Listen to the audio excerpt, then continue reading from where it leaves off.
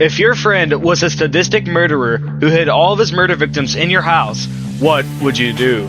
I'm going to be breaking down the mistakes made, what you should do, and how to beat the murdering traitor in the secret door.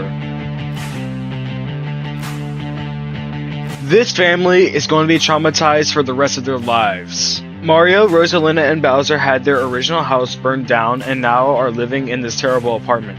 They have been homeless for a year and a half and were promised to have their house rebuilt. Mario hears rapid knocking on the door, and it's his best friend Brooklyn T. Guy, who says he needs to speak with both him and Bowser.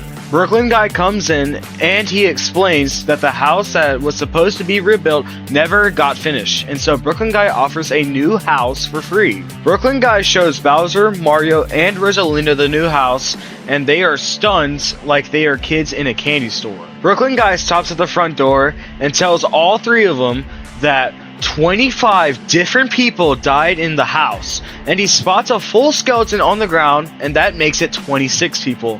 Brooklyn Guy goes even full detail and explains how they died, saying they were decapitated and slaughtered.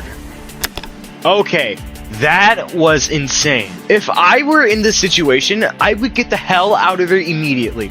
In no circumstances should anyone be living in a house with a high mortality rate. I would be thinking that this house is more dangerous than gangs in the hood.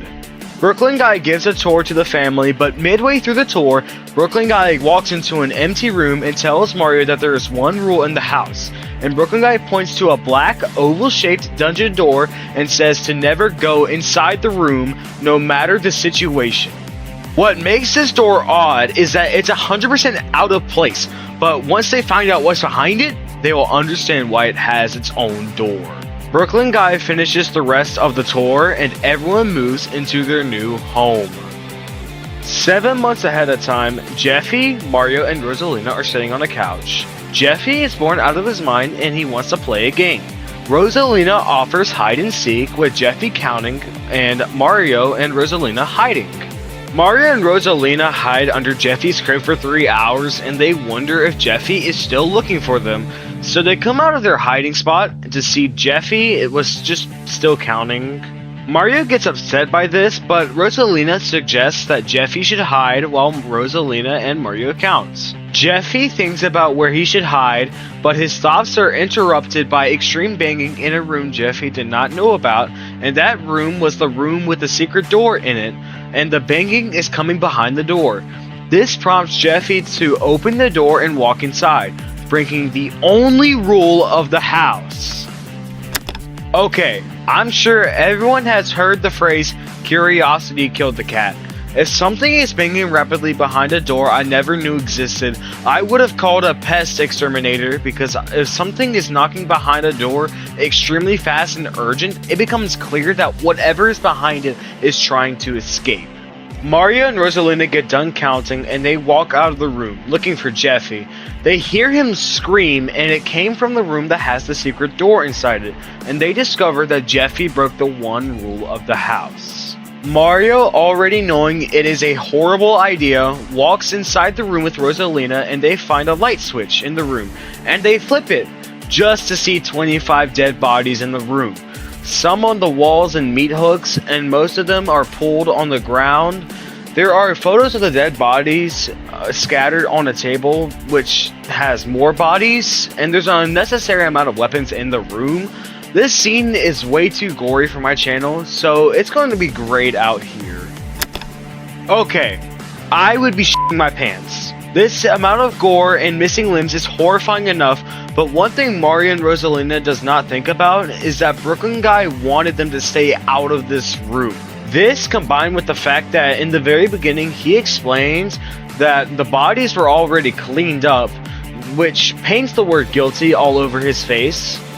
Mario, after seeing this scene, calls the police and Brooklyn Guy shows up in his cop uniform, and Mario explains that Jeffy opened the secret door and found dead bodies all over the room. Brooklyn Guy sounds a little mad at first, but then asks Mario to take him to the room. Mario brings Brooklyn Guy to the room, and Brooklyn Guy knocks out Mario, and after some time, Mario wakes up restrained in chains. Okay, This was expected. There were so many clues that whatever was behind this secret door, Brooklyn Guy did it. From the start till now, there were so many hints, but Mario, being a complete moron, not paying attention to any context clues, got himself into this. Now, Brooklyn Guy is also an idiot for one flaw about Mario's restraints. It's only Mario's upper body that is wrapped in chains, so if I were Mario, I'd be positioning myself where I can kick Brooklyn Guy in the face and breaking his jaw and finding another way to escape. Brooklyn Guy shows that he is a phony and he was never truly a cop, a doctor, or even a plumber.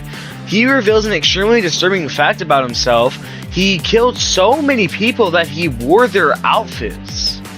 With all of that out of the way, Brooklyn Guy grabs Rosalina and moves her to his workbench, getting ready to kill her, but he is suddenly shot in the head by a gun and another Brooklyn Guy comes in the room to save all of them. Mario, Rosalina, and Jeffy are moved to the couch and Brooklyn Guy comes in and explains the situation.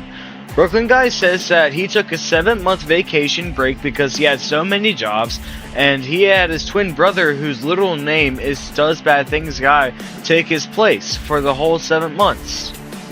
But what do you think? Do you support my idea on how to beat the sadistic fucking, I don't know, I ran out of words.